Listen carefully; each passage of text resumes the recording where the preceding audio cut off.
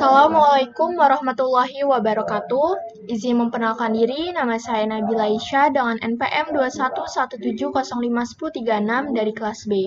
Dalam video ini bertujuan untuk memenuhi tugas 1 pengantar organisasi komputer saya dalam menjelaskan sistem BAS.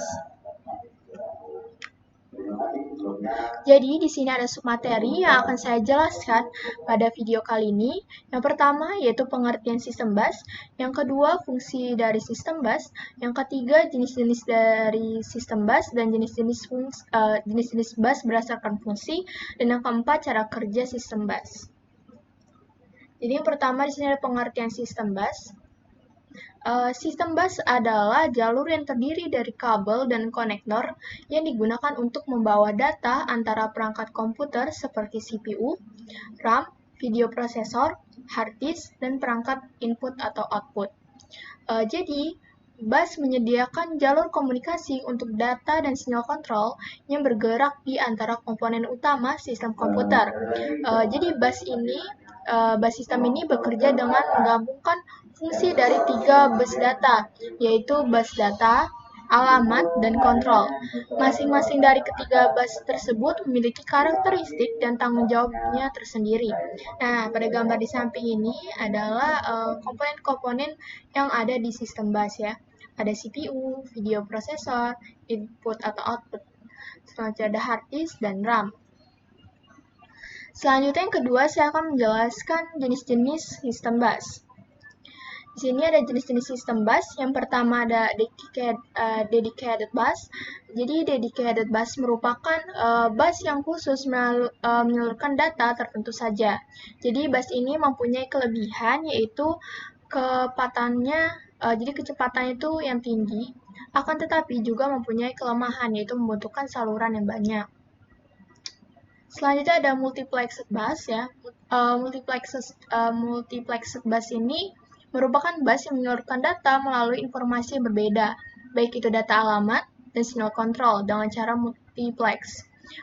Unggulan dari BAS ini yaitu memerlukan saluran yang banyak, akan tetapi juga mempunyai kelemahan, yaitu kecepatannya rendah dan perlu mekanisme yang kompleks untuk mengurangi data yang multiplex. Selanjutnya di sini ada jenis-jenis BAS berdasarkan fungsi. Yang pertama ada data BAS. Jadi data BAS ini terdiri dari 4 jalur, yaitu ada 8, 16, 32, dan 64. Data ini mempunyai transmisi 2 arah dari CPU atau mikroprosesor ke memori atau modul input-output atau sebaliknya. Nah, data BAS ini berfungsi untuk mentransferkan data. Selanjutnya jenis kedua ada address bus. Jadi address bus ini merupakan alamat dari modul data. Address bus ini berfungsi untuk menentukan lokasi yang ingin dibaca. Selain itu juga menentukan data yang ingin dituju. Selanjutnya ada jenis ketiga yaitu control bus.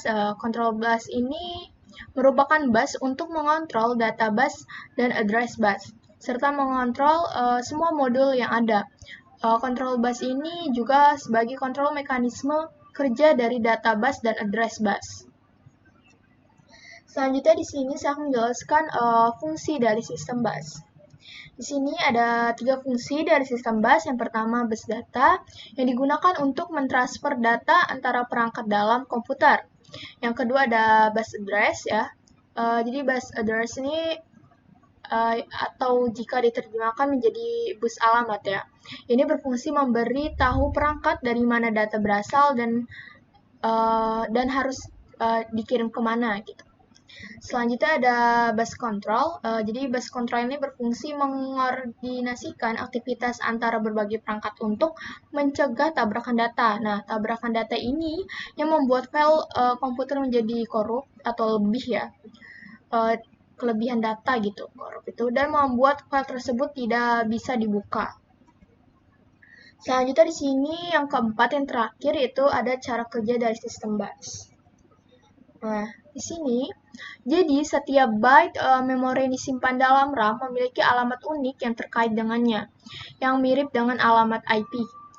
Jadi ketika CPU ingin mengakses data yang disimpan dalam memori, ia menempatkan alamat data pada bus alamat dan kemudian mengatur bus control untuk menunjukkan bahwa ia sedang menunggu data. Selanjutnya controller memori utama akan menempatkan data yang diminta pada bus data dan mengubah bus control untuk menunjukkan bahwa data sudah siap. Selanjutnya CPU kemudian bebas membaca data dari bus data. Ya, mungkin sekian penjelasan dari saya tentang sistem bus. Mohon maaf apabila ada kesalahan kata dan kekurangan kata. Saya ucapkan terima kasih kepada Bapak Febi Eka Febriansa. Saya akhiri, wassalamualaikum warahmatullahi wabarakatuh.